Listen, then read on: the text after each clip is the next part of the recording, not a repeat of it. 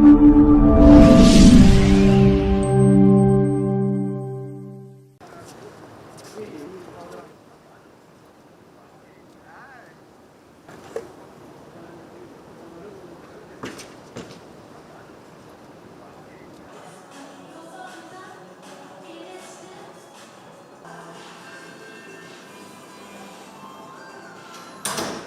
Robert. How are you? How are you? Please come on over. Very good.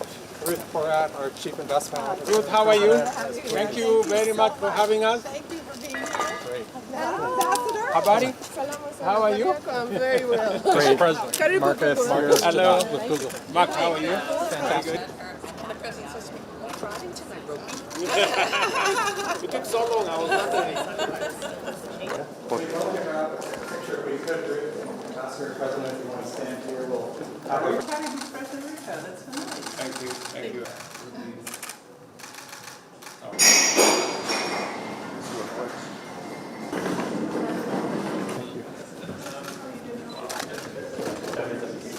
Yes, well, that's Great, great. This was very nice of you to do the flag. Yes. All right, thank you. Way better? Yeah.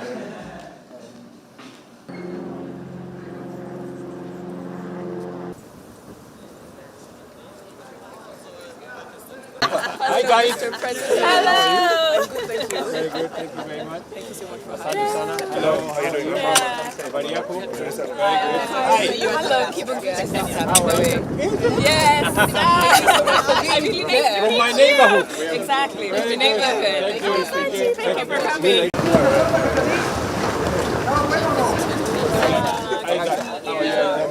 Very good. Hello. My pleasure. Very good.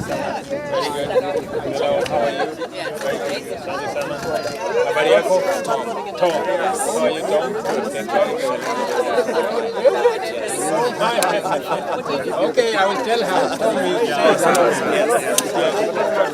okay, habari yako? Asante sana. Habari yako? Thank you. Hello. Come on. Andrew. Habari yako? Salama. Very good. Very good. Habari yako, Maina? Salama. Hello.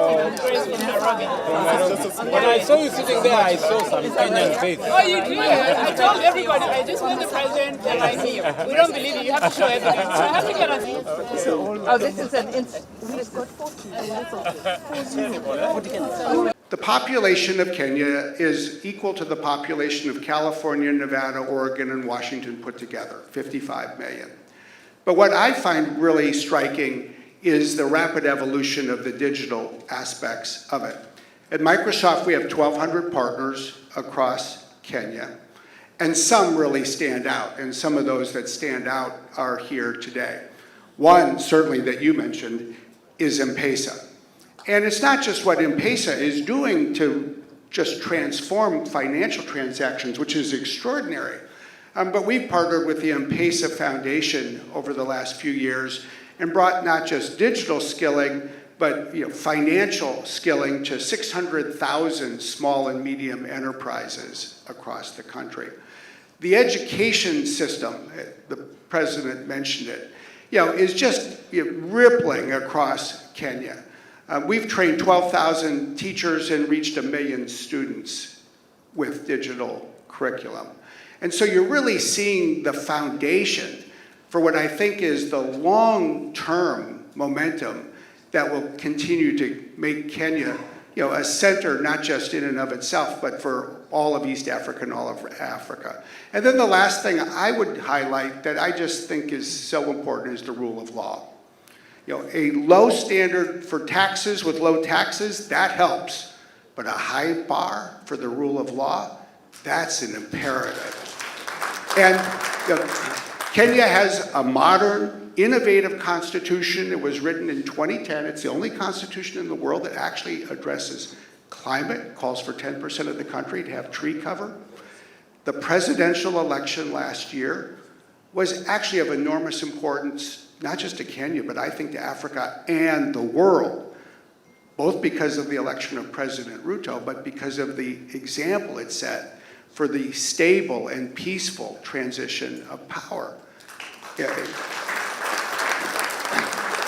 And I would just then say, one of the great things about Kenya is that it has a really strong, healthy, large legal profession, government processes and ministries that work, and that will, I think, help propel the country to do many great things. It's made it much easier for a company like Microsoft to do business, to invest, to grow, and have confidence in the decisions that are made. And I think that, too, is just something that makes it very attractive for any company in the tech sector.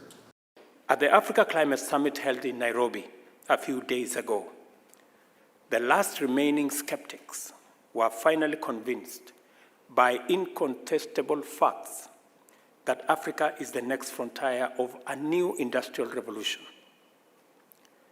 At close to 1.5 billion people, nearly a fifth of the world's population is African, meaning that approximately 1 in every 5 people globally is African. What is more, Africa is extraordinarily a young continent with a median age of 19.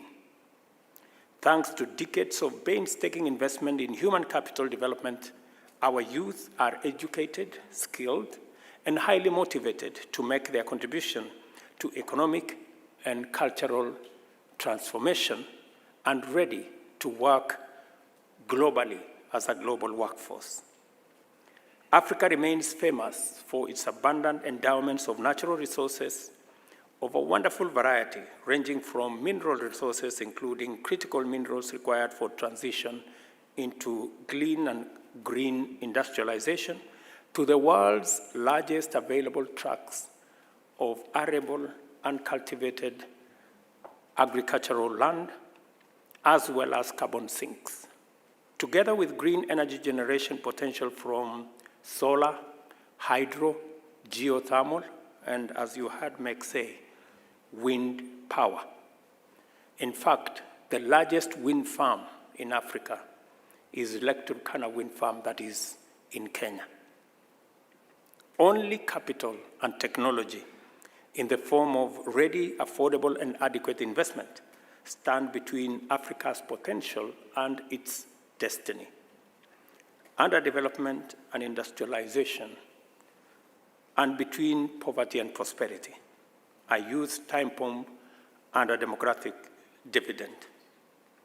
This is the context from which I speak to you at America's, if not the world's, technology capital here in San Francisco.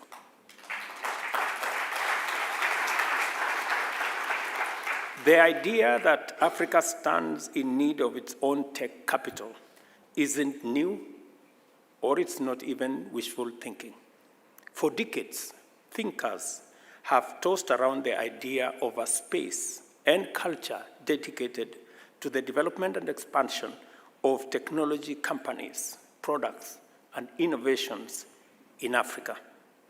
This is not only consistent with the philosophy of the Africa we want and the Pan-African ethos of African solutions for African problems, it also envisions an Africa capable of harnessing technology to thrive by providing localized solutions in a dynamic, strategic, and operational environment, exploiting its unique endowments and capacities, and powering regional and continental integration and transformation to unlock our shared prosperity, not just in Africa, but globally as well.